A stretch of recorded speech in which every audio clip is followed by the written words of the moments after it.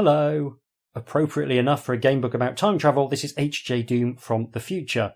Although, technically, it's not the future anymore, it's the present, as I speak these words, and by the time you're listening to them, it will be the past. The key thing is that it's less far in the past than the past you are about to hear, which is further in the past. Anyway, I had some issues with the sound on this one for reasons that I do not fully understand, and the play portion of the podcast sounds a bit like it was recorded in the bath. Apologies for that.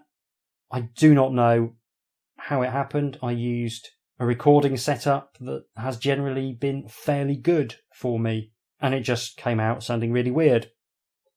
I would go back and re-record it, but it's a couple of hours. I don't think I can afford the time.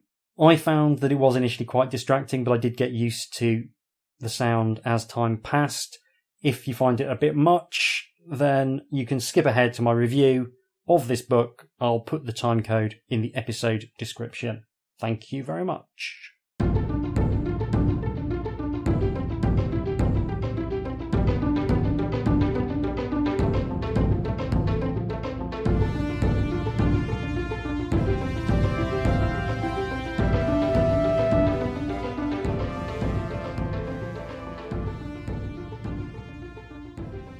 Hello and welcome to another bonus episode of Fantastic Fights, the podcast about a middle-aged man playing adventure game books out loud on the internet. That middle-aged man is me, Hieronymus J. Doom, and this episode we'll be looking at The Renegade Lord, the first game book in the Falcon series by Mark Smith and Jamie Thompson. Before we get into that, I need to thank a new patron, Carl, who has been kind enough to go to patreon.com/HJDoom and put his hand in his pocket to support my nonsense. Thank you so much for your support. It is deeply appreciated. It's thanks to all my patrons that I can actually afford to put out regular bonus episodes like this very one. Patrons also get copies of my role-playing games and gamebook content, as well as irregular updates on various projects I'm currently working on. Usually too many projects that I'm currently working on, if I'm honest. I also need to thank listener and patron Neil for suggesting this book for the episode. It wasn't a series I was at all familiar with, and I'm very excited to find out how it plays. Falcon 1, The Renegade Lord is a science fiction time travel adventure in which you play a time agent pursuing a rogue time lord, not that one, through time and space. As a big fan of original Doctor Who, this is exactly my kind of pulp science fiction nonsense. It's got a gloriously retro cover, which shows a time machine either materialising or dematerialising in front of some moderately angry-looking warriors on horseback. It's got a kind of Chris Foss meets Frank Frazetta vibe to it, which I appreciate very much. Now, we've come across writers Mark Smith and Jamie Thompson before. They wrote the reasonably enjoyable Talisman of Death and the very enjoyable Sword of the Samurai for fighting fantasy, and they're also the duo behind the ninja-themed Way of the Tiger gamebooks, which we will definitely get to one of these days. I have very fond memories of them. I think they're among the better creators in the adventure gamebook space, and I'm looking forward to seeing how they handle a science fiction story.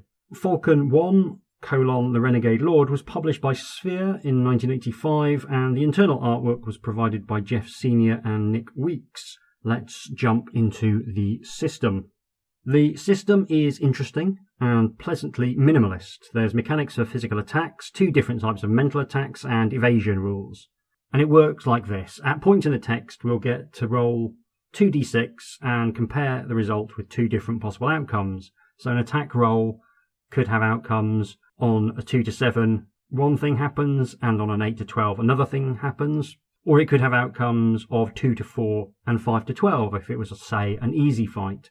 I think higher is always better. Over the course of our adventure, we can collect modifiers to all of the different types of roll we'll be asked to make, and they all start at 0.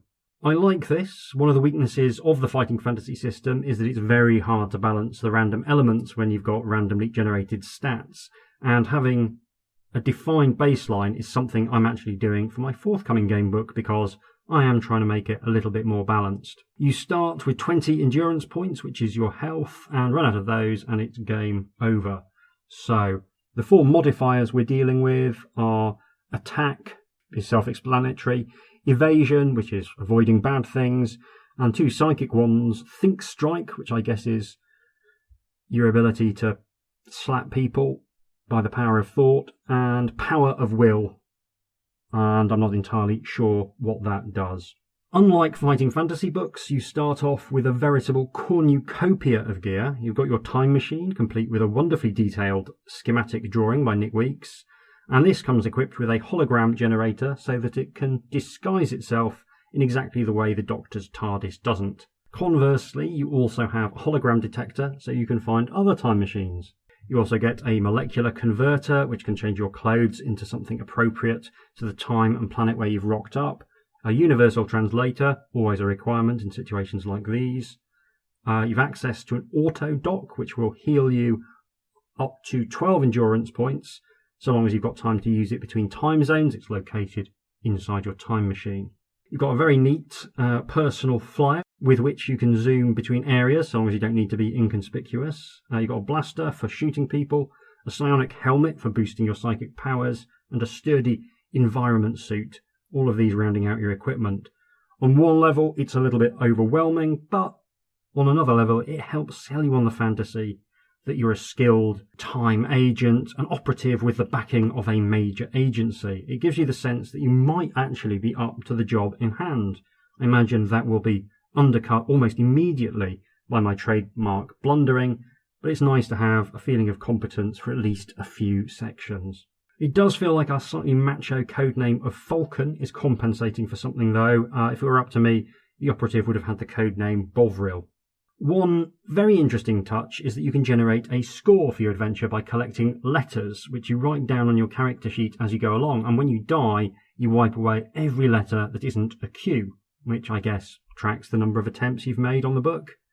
I say I guess because what you score for each letter is only revealed at the end of the next book in the series, and that's to prevent the scoring system from spoiling the outcome of this one, which is, I think, a really nice idea for encouraging people to go on with the series, because you can then find out how well you did on the first one. Very clever.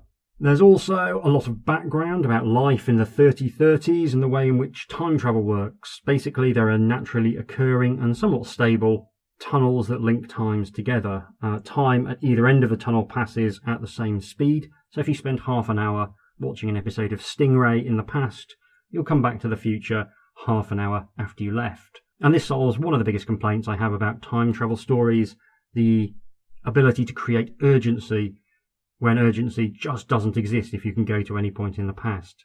So in many stories, the villain might just have popped off to 1066, but there's no need to set off immediately. You can afford to work out what things might be helpful in 1066, have a light lunch, or even take 2 weeks in Corfu with your partner and kids, and you can still go back to precisely 1066 whenever you want. Time travel tunnels doesn't fix the problem that time travel creates paradox, because actions in the past affect the present, and everything in the past has already happened, and therefore nothing in the past can be changed from the perspective of the present. But that's a much bigger headache for a very different podcast. So that's enough with the preamble. Let's get on with the mission and see if we can't track down this renegade Time Lord. So there's a load of background, which I'm not going to read out because there's like pages and pages of it. It's pretty good. Slightly surplus to requirements, but still selling you on the idea of this future world. So we're going to skip straight to the mission briefing. We're in the future, we're a time agent, that's all we really need to know. Touching the pad which changes the walls of your home to tranquil white, you casually note how smart you look in your dress uniform in the mirror wall. It is less than an hour to your graduation ceremony, when you will stand before the Lords of Time in the Hall of Honours, and taking these moments to relax, you remember the excitement of simulated ship-to-ship combat, the long hours of concentration as you worked on your powers of the mind, and the fascinating vid lectures on history that were part of your courses at the Academy. My concentration is unbelievably shoddy. I would imagine if I were to represent myself as I am in real life, I would have a very significant negative modifier to my powers of the mind. Though you excelled in all these things, you are well aware that your job, which you began officially today as a special agent of the Time Police, will be the most challenging of any Federation citizen. The responsibility of guarding the past for all who live today weighs heavily, but such sobering thoughts are interrupted by the quiet tone of your holophone. Kind of weird looking back on stuff that the 80s there was more of a general trust in police forces, which has been quite heavily eroded by 2022. You click your fingers and the remote accepts contact. Your section commander, Agidi Yelov, seems to appear in the room before you.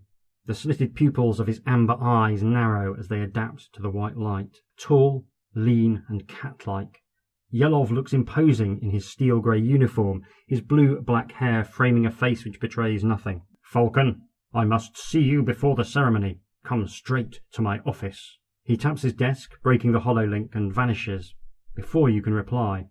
Seconds later, you are on the moving pedway leading to his office in the security wing of Time headquarters. Time is all in capitals. As you leave the domed apartment, the blue sky is clear. It is due to remain so for a further 4.5 days. The door to Yelov's office slides open at your touch. The building's service computer recognizes your fingerprints. Agidi Yelov, standing before his comm console, beckons you in. "Your pardon for this untimely intrusion. Please be seated." It is only as you step through the doorway that you notice Yelov is not alone.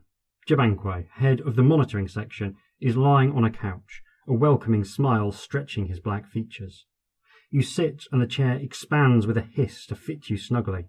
Looking at Yelov, you might think him nervous if you didn't believe him unable to feel anxiety. "I have no time for the usual pleasantries." His voice is hard. "I know that this is your first mission, but Jabankwe and I have picked you because you're the best person I've got. The fate of every being in the Federation and billions beyond will depend on you. We have lost an agent. Q has been killed while on active service, investigating a disturbance of the timeline on the planet Kelados. It seems he had found out who was responsible." Jabankwe speaks next. His final transmission reported that he had identified the culprit as a Lord of Time. He pauses to watch your reaction to this incredible news. "Unfortunately, Q died before he could tell us which one of the Lords is trying to change the past in order to gain power here and now in 3033. Yelov continues brusquely. "Of course we can't arrest them all. They are our superiors, and it is a difficult situation, particularly as far as the alien Lords of Time are concerned. Because of this, your mission has to be completely unofficial, but we must arrest or terminate the Renegade Lord as soon as we have proof and before anything disastrous occurs. When you have proof, do whatever you feel is necessary, Falcon. Is that understood?" So, absolutely classic policing. "Do you fancy doing an extrajudicial murder?" Yes, I'm fine with that," you reply. Yelov continues. "It will be a race against time. You may need to deal with an attempt to change the past within the next few hours." "Yes," Jabankwe breaks in. "Q had already foiled one attempt of the Kelados timeline in 2710 AD. He was a fine agent. It is too late for you to do anything to save him.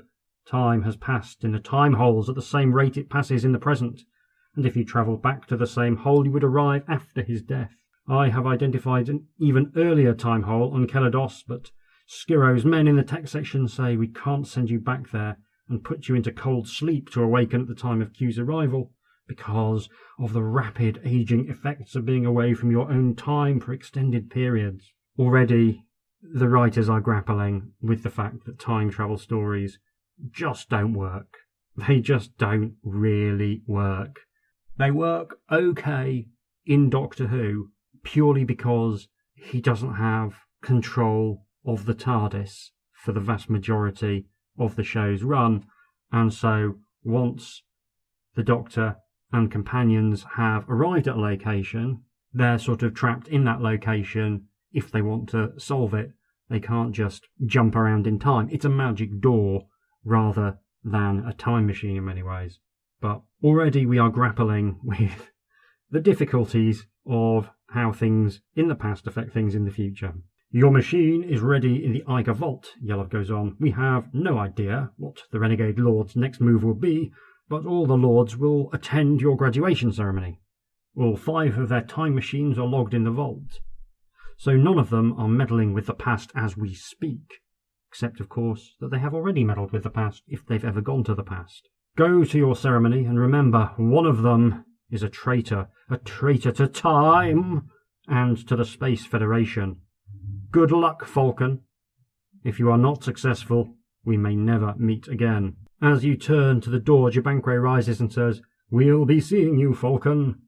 You salute and leave to begin your search for the Renegade Lord, wondering whether, in fact, you would ever see any of them or any of your friends again. The fate of the world rests on your shoulders. Now turn over. I think that's a pretty good introduction, endorsement of extrajudicial murder aside, so let's dive straight in and see what happens with the mission. So we're immediately instructed to score a Q. The door hums closed behind you as you step out of the high-security wing which houses Section Chief Yelov's offices. Boarding the pedway, you request the time. The service computer responds from a nearby speaker.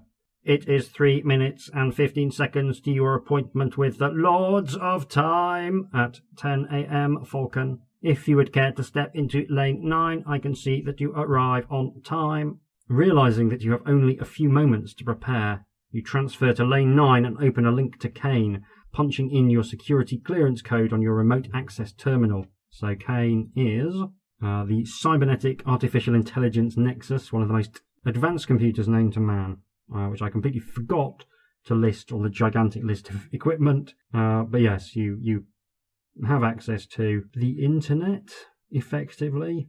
Your remote access terminal is a flexible keyboard and visual display incorporated into the left forearm of your uniform, which you can use to communicate with Kane via the building's service computer. The link opens. Do you want to ask to see Special Agent Q's termination report? Ask to see the last transmission which Special Agent Q submitted to Agidi Yelov? Or ask Kane why Section Chief Yelov gave you so little warning about your mission prior to the ceremony? They all sound like really plausible things to do. As someone naturally paranoid about security services of all kinds, I will go with the final option and ask why Yelov gave so little warning. You give your Epsilon security code and the micro display on your wrist lights up. Section Chief Yelov unavailable at time of transmission. Vacation. Section Chief Jabanque, head of TIM Temporal Irregularity Monitoring, received last transmission of Agent Q and passed to Section Chief Yelov on his return to active duty 37 minutes before your meeting with Yelov. From here we can ask Kane where Agidi Yelov spent his vacation, ask to see the last file which Special Agent Q transmitted to Agidi Yelov. I think I'm less interested in whether he went to Disney World Florida or Disney World Paris than I am in what Agent Q said, so we'll go with that option. You give your Epsilon security code and the micro display on your wrist lights up. Security clearance code insufficient. Access denied. Knowing that your Epsilon security code should be high enough to gain access, you request the level of security code necessary. Kane responds with the information that this report has been reclassified access code Theta. Theta is the level of security clearance held by section chiefs, and special agents cannot cause information to be classified at this level. Ooh, something is rotten in the state of Denmark, and also in the Time Agency, it would appear, as though my paranoia was not at all misplaced. You have arrived at the Hall of Honours. Your graduation is about to commence. I have a particular disdain for graduation ceremonies. I only appeared at my first graduation ceremony because basically my parents would have been massively disappointed if they hadn't got to see me in the gown. However, immediately on completing graduation, the gown came off and an Iron Maiden t-shirt went on. So the only photograph they've got of me, unfortunately, is me wearing an Iron Maiden t-shirt over the top of academic dress. Bit selfish looking back on it. I should have just sucked it up and given them a nice photo. But yeah, I do have a pronounced disdain for such ceremonies, and the 2 degrees I did subsequently, I did not attend the graduation ceremony for. The silver doors hiss apart, affording you your first view of the Hall of Honours, which boasts a marble floor and colonnades. In the centre is a large oaken table in the shape of a horseshoe, the only wood in the Time building, around which sit the 5 Lords of Time.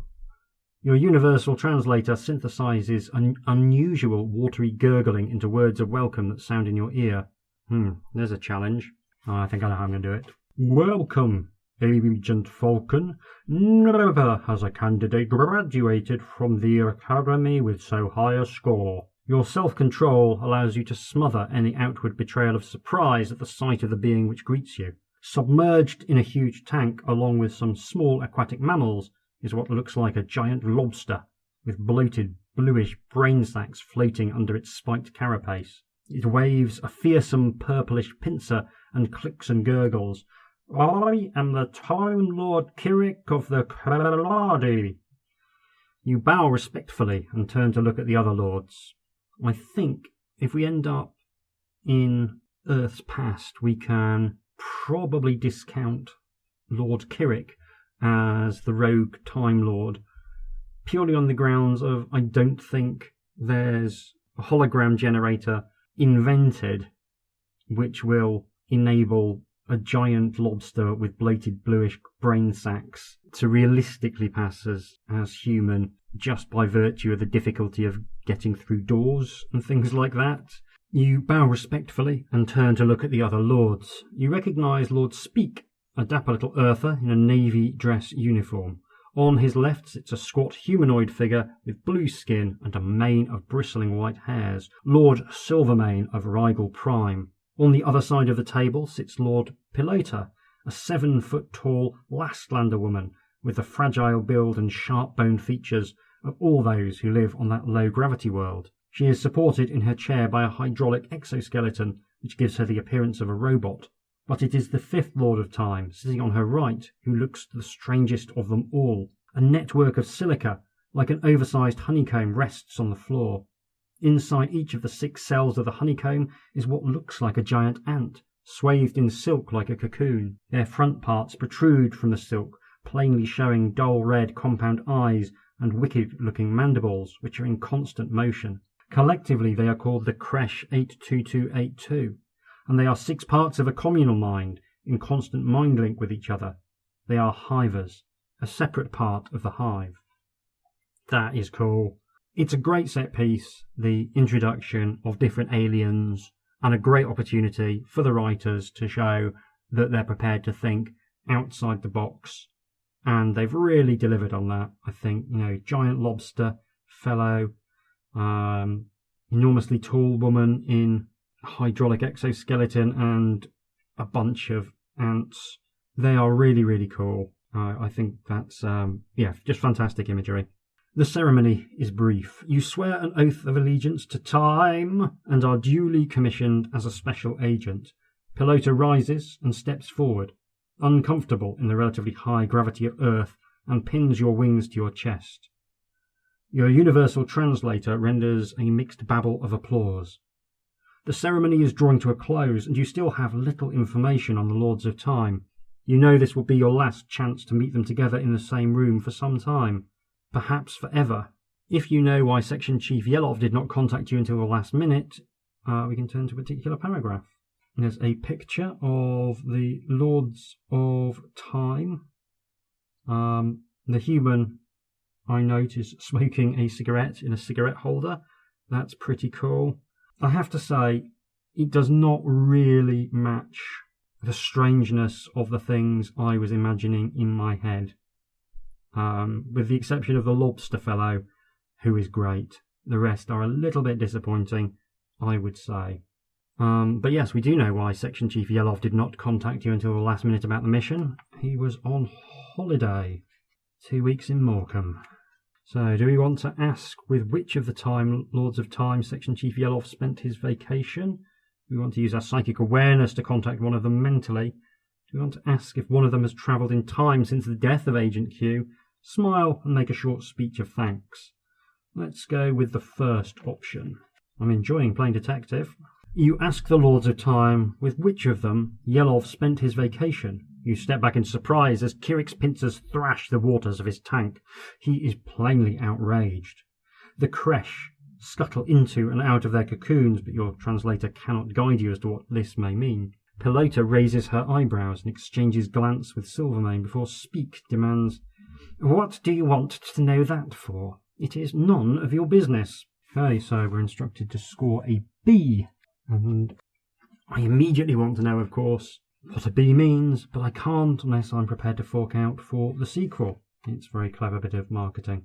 Speak says, discretion is important to an agent of time, police. If you are to prove that you can further the course of peace within the Space Federation while being vigilant against anyone so diabolical as to tamper with the past, you must learn this quickly. I trust you will show more respect for your superiors from now on.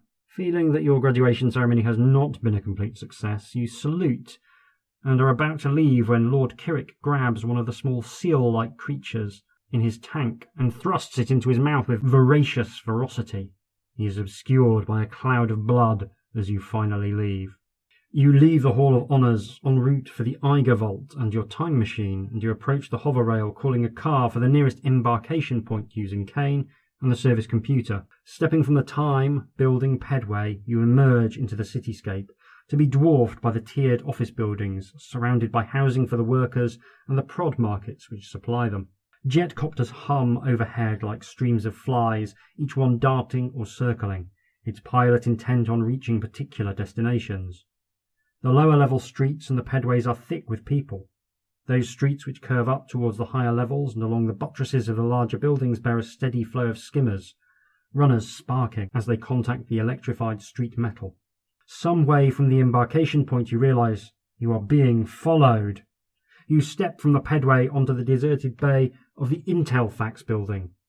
The anonymous figure of an office worker in a one-piece suit steps off the pedway behind you. So do we want to use our power of will to control the follower, duck into a doorway and wait to confront him at close quarters, slip through the Intel Fax warehouse and lose your pursuer in the low-life area of Old Geneva? I think, because I'm excited to try out my psychic powers, we're going to try and use the power of will to control the follower.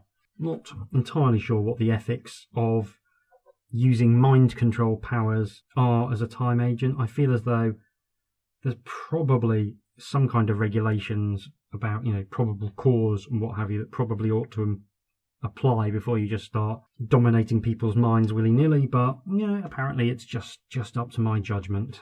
You concentrate your mind but find no thought patterns to latch onto. Your pursuer is evidently either a psi-droid or a robot of advanced design. Do we want to duck into the doorway and wait to confront him at close quarters, slip through the Intel Fax warehouse and lose the pursuer in the low-life area, or blast him? I'm assuming robots are not sufficiently advanced to have rights, so I'm just going to try and blast him. I can't imagine anything good coming of confronting a robot or a psi-droid. It's not like I can realistically interrogate something that doesn't feel fear, pain, shame, or guilt.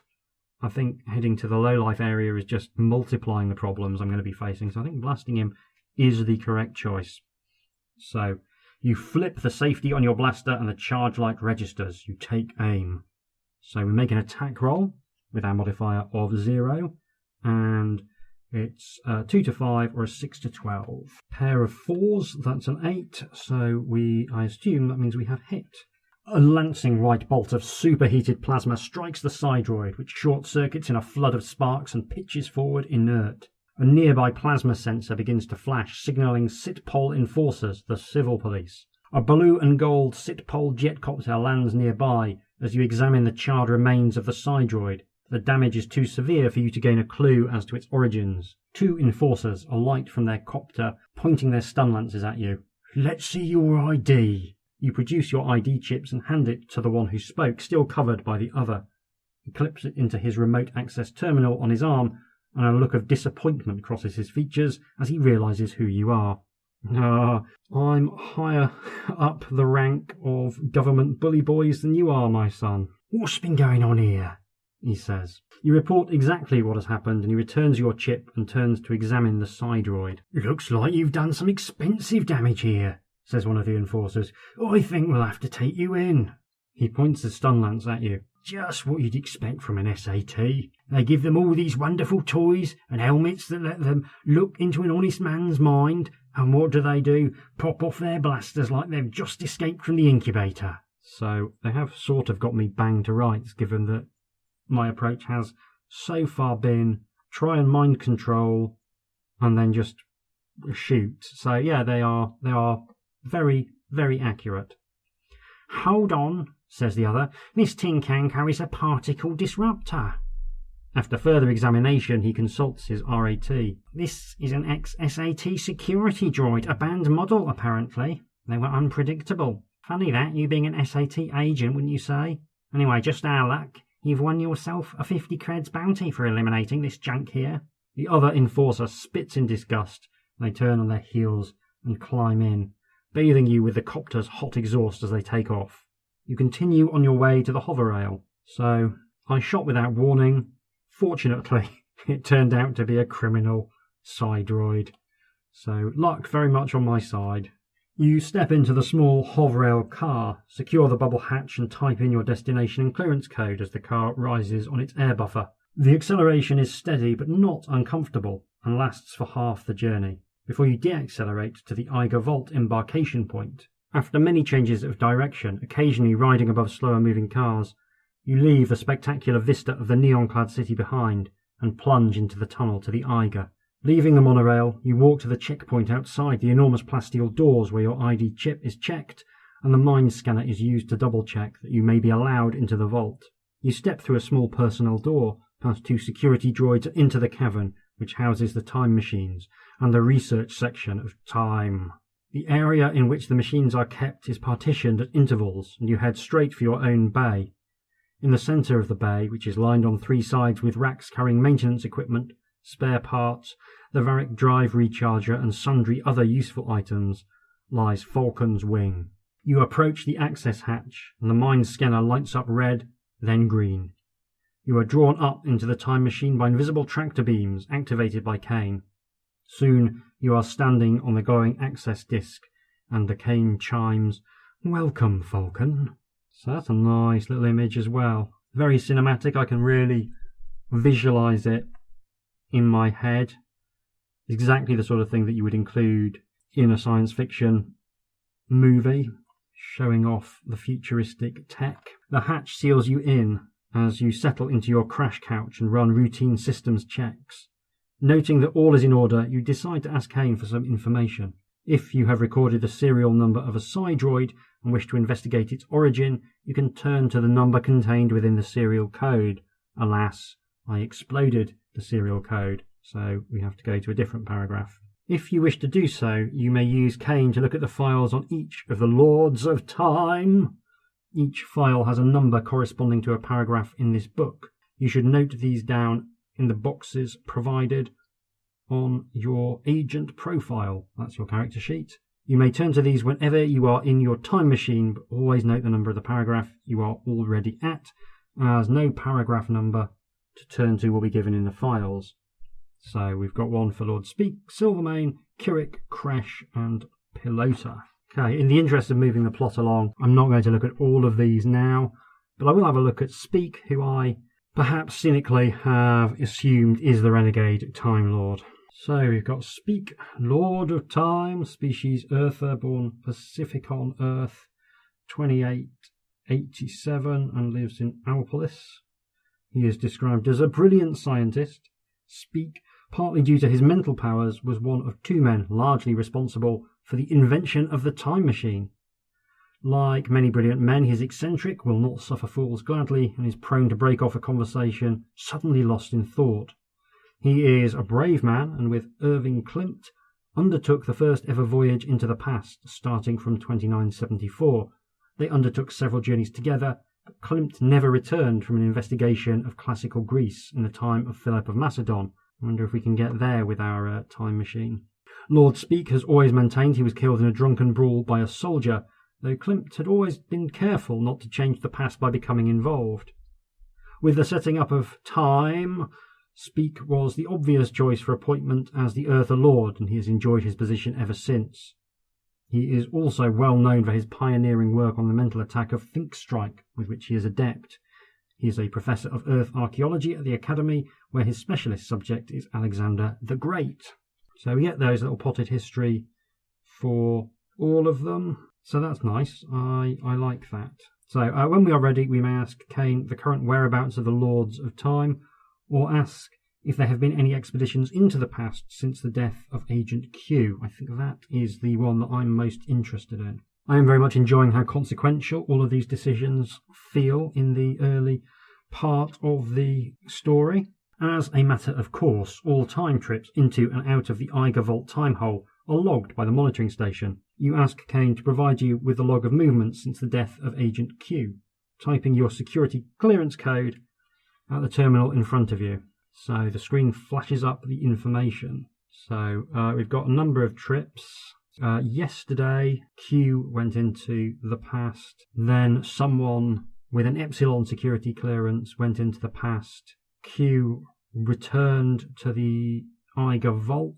Then Kirik went into the past on Kelados, which is, to be fair, Kirik's home planet, and returned to the present. Pelota tried to go into the future. That's interesting. That was an aborted attempt to go into the future. That's intriguing. Then a trip was made by someone with Epsilon security code today, and someone else made an Epsilon security code clearance journey, and Kirik has just gone to Kelados in the present day, so he's used the time vault to actually travel in space rather than time. So what's interesting is that we've got 3 Epsilon security code journeys, which means unless someone tried to go into the future like Pelota did, there is someone out there even now. So it is evidence that the Eiger Vault time hole has been busy, but for some reason the information has largely been classified at Theta or Omega, only someone of security clearance higher than yours, held by Section Chief and Lords. You decide to ask Kane for the current whereabouts of the 5 Lords. I know where one of them is. Kirik is on Kelados. Where are the Lords of Time at this moment, you ask Kane. Your computer chooses a visual display for this information from the files of the service computer. Pelota is in the Freefall Recreation Centre. Silvermane is in the Eiger Vault. Kirik is on a time hold trip to Kelados. Kresh 82282. I have insufficient clearance, and Speak, I have insufficient clearance. Kane says, "It is unusual that access to this kind of information should be denied to your level of security clearance. I have taken the precaution of linking with the service computer, and I can tell you that Lord Kirik entered the Eiger Vault and left in his time machine. Lord Silvermane has just arrived here at 12:40, as have 2 others with Omega security clearance at 12:33 and 12:37. Only Lords have this code. The conclusion must be obvious, even to a human." You decide to act on Kane's information after telling him to shut up, and hurry out to meet the recent arrivals. It's all going down at the Eiger Vaults, it would appear. You float down out of the Falcon's wing and walk quickly to the adjacent bays. You pass the bay used for the Kresh machine first. It is empty. Then you see the powerful, squat form of Lord Silvermane striding towards his machine, just as that of Lord Speak winks out of the bay, back into the past. Catching up with Lord Silvermane, you ask him where he intends to go. He replies brusquely, "I'm on important official business, and you need not concern yourself with it. Speak has just left, however, and you may well be able to guess where he has gone if you examine his file. Goodbye, Falcon." And he hurries towards his time machine. So do you want to stop Lord Silvermane and insist he tells you where he is going? Probably unhelpful.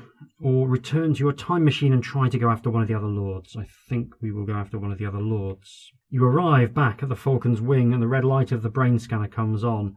As you wait for the green, a security guard approaches, wearing a full-face helmet and power armour, which is not standard issue. He carries a laser rifle. "Excuse me, sir." His voice hisses through the air escape ducts of his armour. Turning to meet him, do you wait for him to come closer or use your psychic awareness to find out his intentions? We're definitely going to try and find out his intentions. To your consternation, you cannot reach through to his mind. Instead, you feel the interference effect of a psionic damper helmet. This is a recent invention of the Hivers. So, do we order him to stay where he is, or wait for him to join you outside Falcon's wing? We'll order him to stay where he is. This is one of those situations where an organisational chart showing the relative hierarchies and jurisdictions of the different agencies that we may come into contact with would be vaguely helpful, but also very dull. So we score a C. Is that good? He goes for his laser rifle, but with the superb reactions and the skill of a trained combateer, you draw your blaster and fire first. So again, it looks like a 6 to 12 or a 2 to 5. Let's see if we can continue our run of good shooting. Ooh, 5 and a 1. Just managed to get the 6. A brilliant white bolt of burning plasma takes your would-be assassin in the chest, knocking him backwards and taking his life as it melts through his armour. You kneel by him as a security droid arrives. Seeing signs of life in his eyes, though he is beyond help, you ask him who sent him to kill you. One of the Lords. His words are choked off by a rattling cough as the blood from his lungs begins to spill from his mouth, and death takes him. You may take his psionic damper circlet if you wish. I do wish. The security droid comes towards you, its stun lance aimed, and you hand over your identification and report what has happened. A message appears in red on the screen set in the droid's chest. ID passed. Your story coincides with videographic evidence. A report will be filed. Please continue your business. And it begins to drag the body of your assailant out of the bay. Again, questions being raised on the degree of oversight that time agents have, as I am able to straight up murder a guy and, as far as I can tell, not even have to fill in any paperwork. That's not troubling at all. The scanner light above your head is now green, and you are drawn up by invisible tractor beams into the relative safety of the Falcon's wing. You have no information as to the whereabouts of Creche 82282, but some about the other Lords. What will you do? So we could try to follow Lord Speak into the past. We could follow Lord Kirik to Kelados 3033 AD. We could ask Kane where Silvermane is. We could quickly contact the Lord Pilota by holophone. I do want to follow Lord Speak. I don't particularly want to follow Lord Kirik because he messed up that seal in annoyance, and I feel like he could do the same to me. Silvermane, I don't think, is the traitor. I still think it's Lord Speak. So I think I need some more information, and the only source of information is Lord Pilota, so we'll give her a bell. You call up the Freefall Recreation Centre at Spyro's Ringworld, a massive wheel-like world in miniature orbiting the Earth, and one which I can't help but feel that having a name that's very nearly a homophone for ringworm is not the best idea. The holo coordinator seems to appear in your time machine. She is a striking girl, her skin tinted blue with orange flashes. She puts you through to Lord Pilota's personal assistant. He is a bony, hollow-cheeked man, showing signs of Medoir syndrome, the onset of rapid aging. You identify yourself and ask for her lordship, and the hologram winks out momentarily. When the hollow picture of the assistant reappears, he says, Lord Pilota is temporarily indisposed. Under no circumstances may she be contacted at the moment. If you would care to visit Spyro's Ringworld, however, she will be pleased to grant you immediate audience, as she believes she has some information which may interest you as an agent of Time Police. With that, he breaks contact, and the blue-skinned coordinator informs you that the line has been closed to all calls. She asks, What is that weird spaceship you're in? Kane informs you that by requisitioning a shuttle from the Eiger base, you could dock at Spyro's Ringworld in 18 minutes. Ignoring the hollow coordinator, a bit rude, do you want to go to Spyro's Ringworld or choose another course? We will go to Spyro's Ringworld, the one that sounds a bit like a fungal infection. Through Kane, you order that a shuttle be prepared for your trip to Spyro's Ringworld and waste no time. You run from the doors of the vault across the launch bay to the small dart-shaped shuttle with its huge ungainly drive vents, each as large as the cabin. The navigational computer is already set as you strap into the acceleration web behind the pilot. With a flash of light, the ion drive fires and you are accelerated sickeningly quickly. This is a Navy pilot. She has never flown civilian craft. Minutes later, the docking computer locks onto the Ringworld, a glittering disc, 20 miles across, turning silently in space.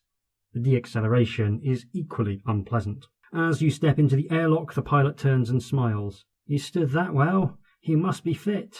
You ask her to stand by for your return journey and enter the ring world. Lord Pilota's assistant meets you as you emerge from the airlock and, helping you into a jetpack, points up to the empty centre of the so-called ring world. You are standing on the inside rim of the disk, which is rotating quickly enough to produce a gravity not far below that of Earth. Looking up, you see the tops of the buildings 20 miles away on the opposite side of the rim. Oh, it's big. The assistant explains that the Lord Pilota is in the gravity-free zone, or free fall area, in the centre of the disk, halfway to the other rim. You blast off with him confidently enough and head for the centre of the rim world. As you approach, you see Lord Pilota spinning slowly head over heels, apparently at ease without the hydraulic exoskeleton she uses in Earth gravity. There's a picture of the ring world with Pilota doing some gentle acrobatics. It's fine. It's really fine. With a shock, you realise that you cannot adapt easily to free fall and accidentally cannon into her, sending you both towards the other rim. She steadies herself easily and with 2 deft jetpack blasts returns you to a stationary position in free fall. She speaks, her voice high-pitched in the thin air. "Falcon, you've come all this way to see me. Why? What is so important?" Do you want to accuse her of trying to change the past? Tell her that a Lord of Time has been interfering with the timelines and ask for her help? Or ask if she has information for you? We will ask if she has information because that's what the assistant said. So we have scored another C. Pilota responds, "I noticed yesterday that someone had spent much time researching the history of Earth around the time hole of 1241 AD. A very great deal of time, according to the Central Library log. I suggest you make it your first mission to investigate that time hole, just in case someone is doing something they shouldn't be. I know that there isn't much to go on here, call it a hunch if you like, but I would appreciate it if you would move quickly and check that all is well." You decide to keep your real mission secret and return to Earth for further information. Saluting Pilota and taking your leave, you are back in the console of your time machine within 30 minutes. Kane confirms that what Pilota said about the library is true, and Pilota herself is not the one who has researched this part of Earth history. A choice. We could try and follow Lord Speak into the past. We could try and follow Lord Kirik to Kelados. We could move back into the time hole in 1241, or spend some time in the autodoc. I think we'll go back to 1241. It's the best lead we've got. You instruct Kane to turn on the Variac drive to shift you into null space, and to re-engage the drive as soon as you have finished inputting the navigational coordinates for the time hole on Earth, 1241 AD. Your scalp tingles slightly as the time machine moves out of phase, and everything around you seems grey and insubstantial. You know that should you turn on the outside camera, the screen would remain blank. Not even blackness exists in null space. You cast your thoughts into this void, and using your psychic awareness locate the time hole on Earth, 1241. When you have translated the location into coordinates for Kane, the Variac drive engages once more. The process of re-emerging in real time is immediate, but seems to take about an hour for you. You may spend this time in the autodoc if you wish and gain up to 12 endurance points. That's kind of cool. There is experience in null space but not time. I like that. A neat and suitably head-scratchy little wrinkle for time travel. The outside camera begins to swivel, showing you the land all around. Behind you is a forest shrouded in snow, and the hologram generator disguises Falcon's wing as part of this forest. Sensible. You are on high ground, and to the right you can see a village with a few stone dwellings and many wattle and daub huts, their thatched roofs laden with snow. Ahead, the frosted ground falls away into a wide river valley. The river is frozen over, but you can plainly see its graceful curves stretching to a large walled city a few miles away. Here and there on the plain, you can see parties of horsemen riding swiftly. You ask Kane for some historical information. Kane responds, "It is winter, 1241 AD. The city you see is Vienna, the river the Danube. The Mongol horde, led by the general Subutai, has conquered Russia and Poland, and defeated a western army at Liegnitz before overrunning Hungary. They are a few miles from Vienna, poised to ravage the rest of Europe. Their ruler is Ogadai, son of Chinggis Khan. He will die within the next few days. When the news reaches the Golden Horde, they must undergo Chinggis Khan's code of law. The Yasa return to the Mongol capital, Karakorum, to decide who will succeed him. Vienna will not fall. Europe will be saved. You break in, and if Ogadai should live... Kane continues, the likelihood is Europe would be overrun, and the timelines changed beyond recognition. Civilization would be set back 1,000 years. You decide to investigate the area for signs of another time machine, and Kane programs the molecular converter to produce the clothes of a Viennese peasant, a sackcloth tunic, woolen leggings, and a hooded cloak, which you put on over your own uniform. You step out into the fresh, clean air.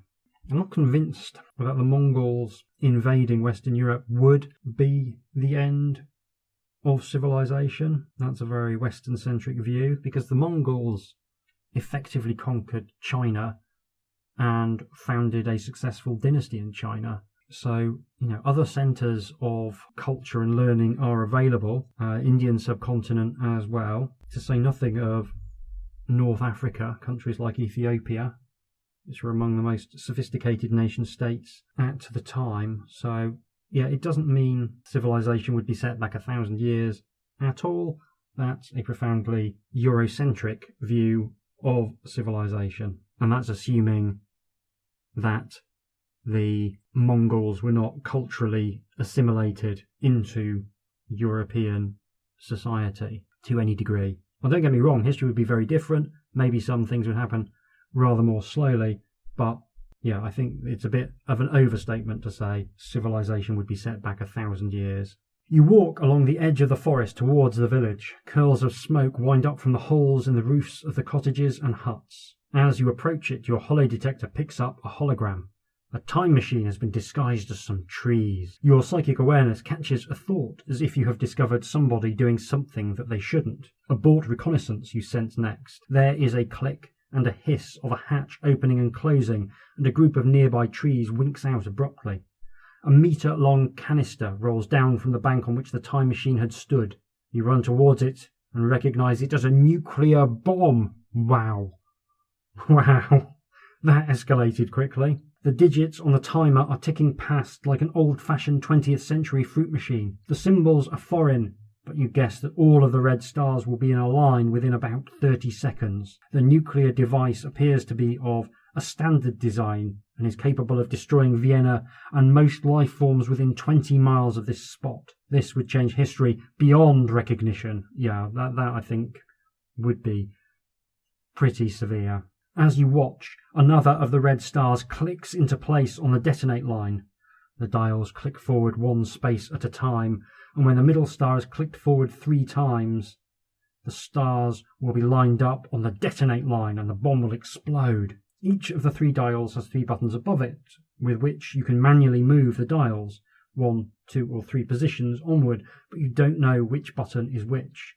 You press the buttons for the 2 dials whose stars are on the detonate line, but they are locked.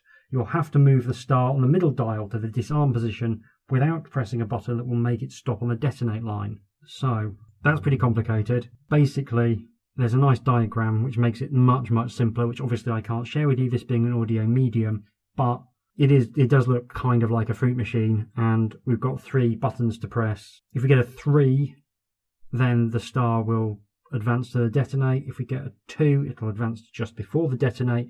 If we get a 1, obviously it'll be fine. So I feel like we've got a 2 in 3 chance. Only an absolute maniac would place the 3 in the middle of 3 buttons, I think. So I'm going to go for the centre button. I think that's the logical one. You press the button and the red star clicks forward onto the line before the detonate line. That's exactly right. And if I press the centre button again, it will advance 2 spaces past the detonate to the disarm. So we'll press the centre button again. You press the button and the red star clicks forward onto the disarmed line. You breathe a sigh of relief. And we score a K. You are wiping the sweat from your brow when suddenly, with blood-curdling cries, a mass of horsemen burst from the trees behind you. They are armed with short bows, hooked lances and curved swords. Their weathered yellow faces with oriental eyes and black moustaches are creased with the joy of slaughter. That is not a sentence I felt massively comfortable saying. Many have conical helmets spiked with a plume of horsehair at their centre. They wear painted strips of oxhide, laced together for armour over leather jackets and breeches. There seem to be hundreds of them, boiling from the cover of the trees, too many for you to use your mental powers. Do you want to run for the shelter of the village, run the longer distance back to Falcon's Wing, or use your blaster on them? I think there's too many of them to blast. I think they'll probably be more than capable of ransacking a village to find me. So I guess it's a test of stamina as we run back to the Falcon's Wing. I don't want to blast them. Too many of them, and that would definitely mess with the timeline. Hopefully I can scoop up the bomb and take it with me. Leaving unexploded nuclear munitions in the past feels like that could be asking for trouble. You sprint as fast as you can towards the group of trees which are in fact the Falcon's Wing. A group of horsemen, seeing you, wheel their mounts and charge after you.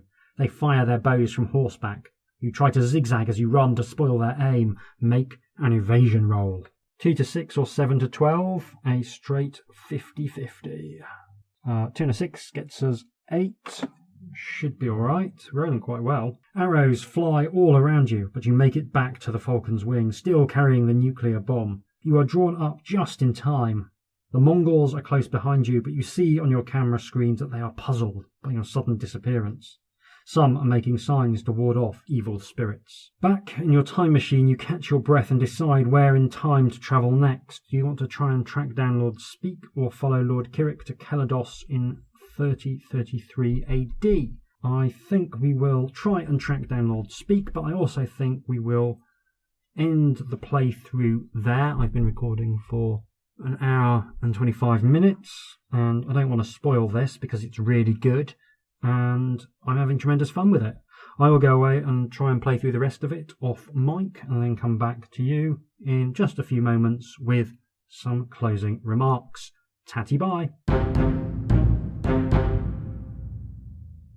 It is a couple of days later, and I have finished Falcon 1: The Renegade Lord. Did I enjoy it? Yes. Very much so. I didn't succeed on my first attempt, but I did find a correct path on my second try, although I had to fudge a few dice rolls and invoke the sausage finger bookmark rule to get to the end, so I guess that invalidates the letter salad scoring system.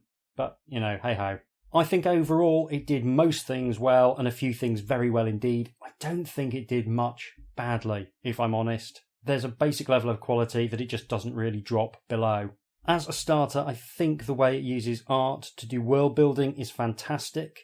The various schematics make the opening pages feel more like a Haynes manual than a novel, but it left me completely invested in the idea of being a time agent. The technical diagrams by Nick Weeks are fantastic. The future which the book paints feels like a vivid backdrop for the story, and although it's nothing groundbreaking, it feels pleasingly coherent. It feels like some thoughts got into it. I think the world building also benefits from being compared with Fighting Fantasy's famously subpar attempts to do science fiction stories. This is streets ahead of most of them in terms of creating a world that invites adventure and feels solid. I think the fact that it's the first in a series helps here. The authors are investing in world building that's going to pay off across many books. I'm sure if Fighting Fantasy had started as a science fiction setting, it would have got to the same point with its own world, just as the very meat and potatoes setting of Warlock of Firetop Mountain eventually evolves into a rich and varied fantasy world that is basically my favourite place to go adventuring.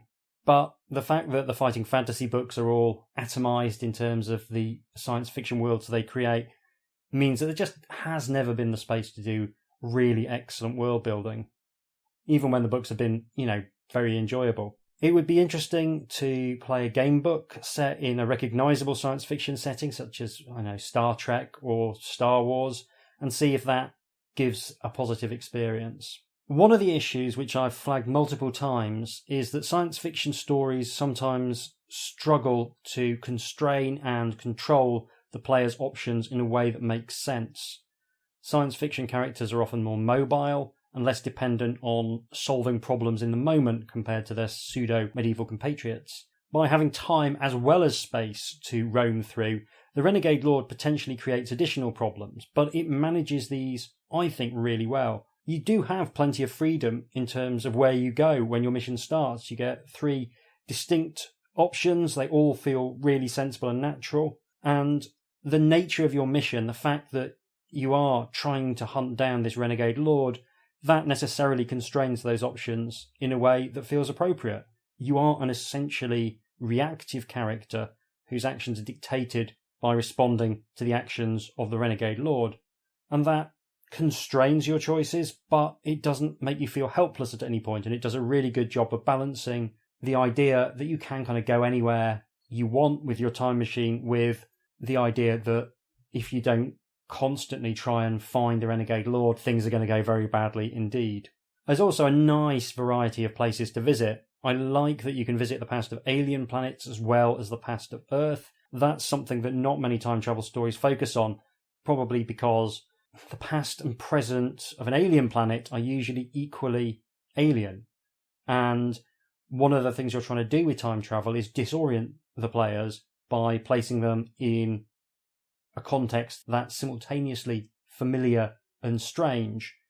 And alien planets are strange from the get-go. So going to the past of an alien planet that's more strange doesn't really make sense.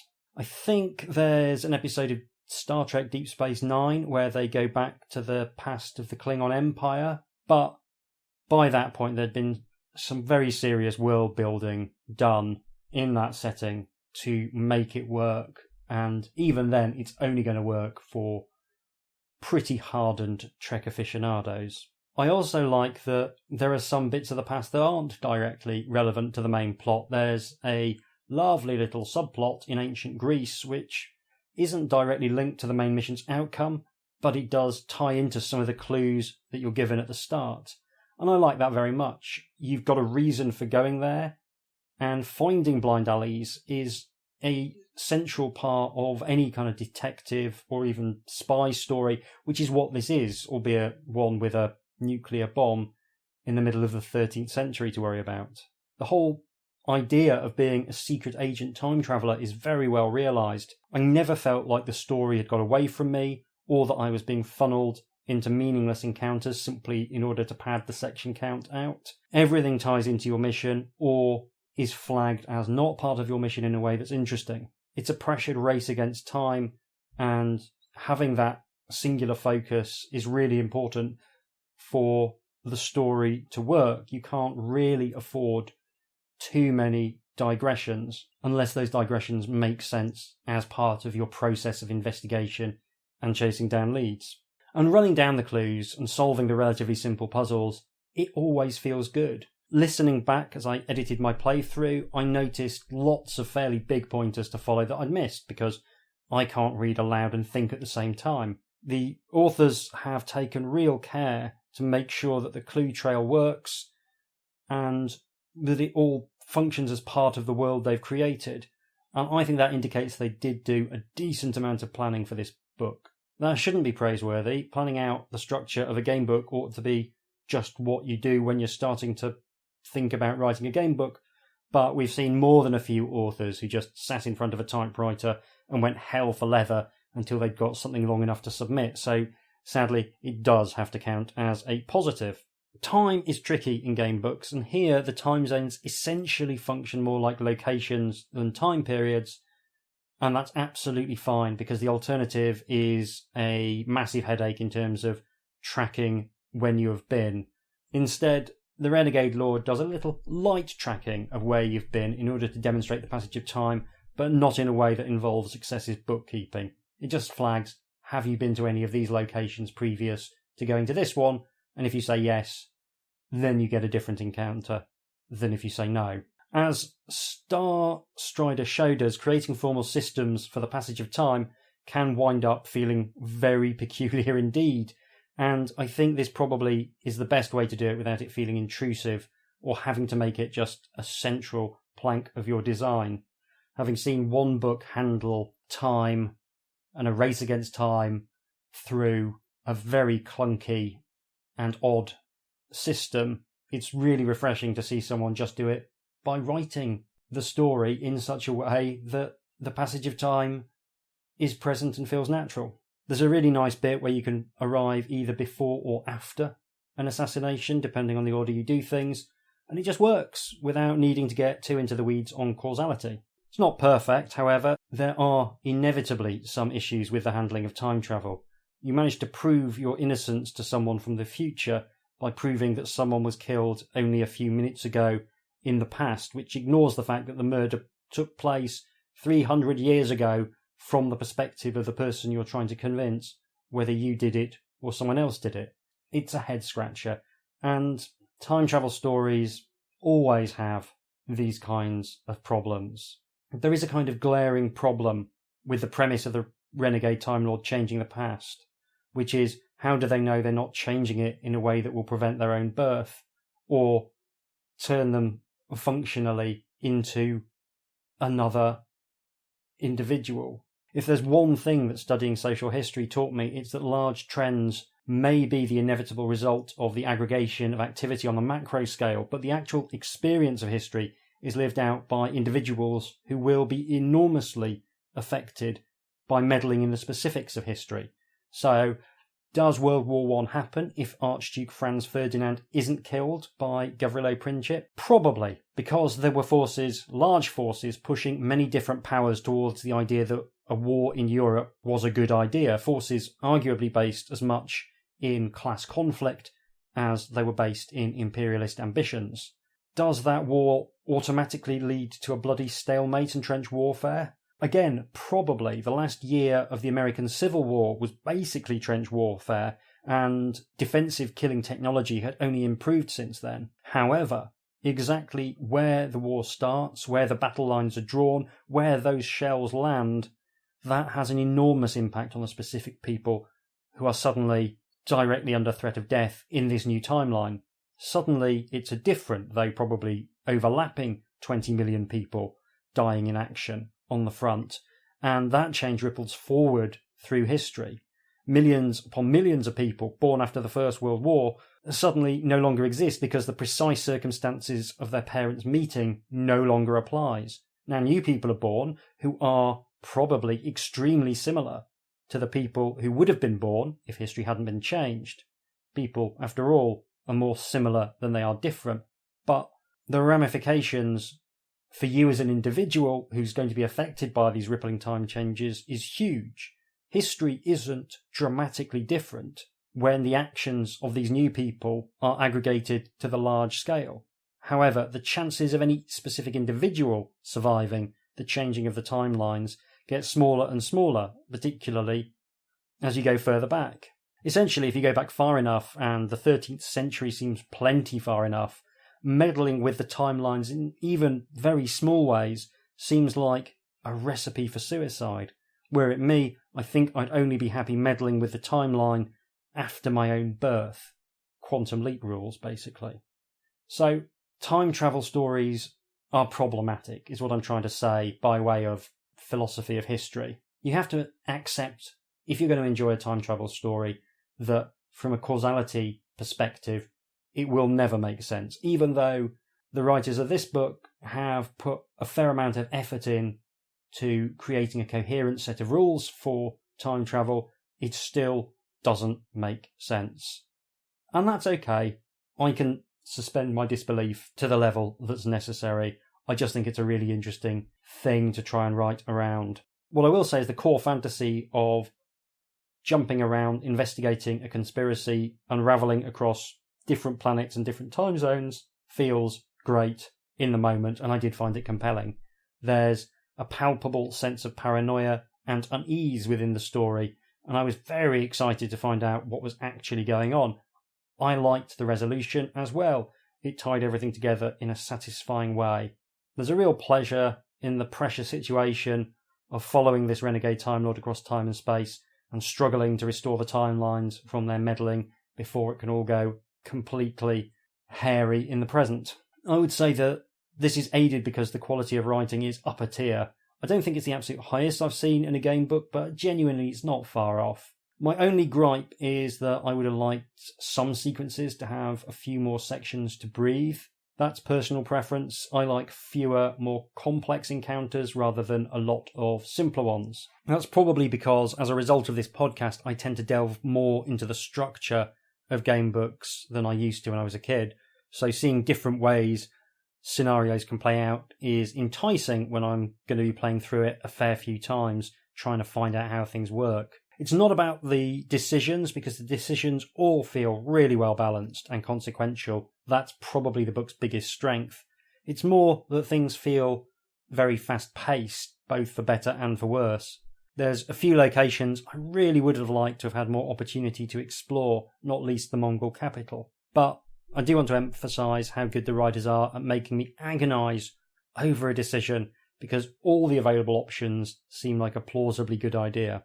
Now, there are unfortunately some uncomfortable descriptive passages in there, and it is difficult judging something from 1985 by the standards of 2022, but there are descriptions of the Mongols which very much highlight their otherness. I get that they're being depicted as antagonists, and the author wanted to demonstrate that people from the 13th century are quite alien to our modern sensibilities, but there's a tendency to use physical descriptions to generate that sense of alienation, which, whether consciously or not, treats racial characteristics, which are presumed to be exotic to the reader, as a legitimate source of discomfort. And I don't feel particularly comfortable with that. I recognise that the world of 1985 was a lot less connected than the present, where a Mongolian folk metal band can go viral on YouTube, introducing millions to throat singing and traditional Mongolian instruments, but it just never quite sat well with me. Again, I don't want to impute any form of malice to the authors on this. I think it's a reflection of the time in which it was written, but I do need to flag it as problematic in 2022. And in terms of the system, I think it's interesting. Resolving everything the same way is great. It makes it feel like there's an actual underlying logic to things. Everything is essentially an either-or role, with modifiers being added or subtracted in a sensible way. I could quibble with 2 different mental roles, but 4 different types of role is perfectly manageable. It's easy to balance, and I like it. The range of possible modifiers is kept sensibly under control, so the authors can be reasonably confident of the ranges of outcome that they've put in. I think I still prefer the more attritional combat rules of fighting fantasy overall, but that's probably as much about familiarity as anything else. What is an issue, although not a serious one, is that you double the section cost of any combat encounter. Combat in fighting fantasy can be resolved using a single section with the stats of the monster. Here, because everything has 2 outcomes, you automatically need 2 sections to resolve every combat. The one where you succeed and the one where you fail. That's not a big problem, unless you're expected to keep your book down to a particular number of sections, but it does bear flagging up. The upside is that it encourages you to write outcomes for failed combat other than instant death, and that's definitely a good thing. I mean, obviously you can have fighting fantasy combat end in something other than death. We saw that in Starstrider, but it's never going to be your first instinct. The other weakness, if you want to call it that, is that I'm very, very much in favour of the way you can use mechanics in fighting fantasy to create unique combat encounters which tell you something about the thing that you're fighting. So you can create spot rules for individual monsters that really bring that monster to life just through rules. And I don't think that's something you can do with this system to the same degree. Not a big problem, but it's something to think about. I do like that you can have positive and negative bonuses. As a form of decision resolution, this kind of feels a bit ahead of its time. It's almost a version of the Powered by the Apocalypse system, which is rolling 2 dice, adding some modifiers, and comparing the outcomes to a simple table. Used in a host of modern RPGs, it's really good. And this feels like a distant ancestor of that, which I like. So that is Falcon 1, The Renegade Lord. I enjoyed it very much. It's worth trying to get a copy. It seems there was a 2015 reissue of this, and only this book in the series. The rest weren't reissued as the sales didn't justify it, which is a real shame. I'd love to see a digital collection, not least because That way the authors could see a few pennies from the sales.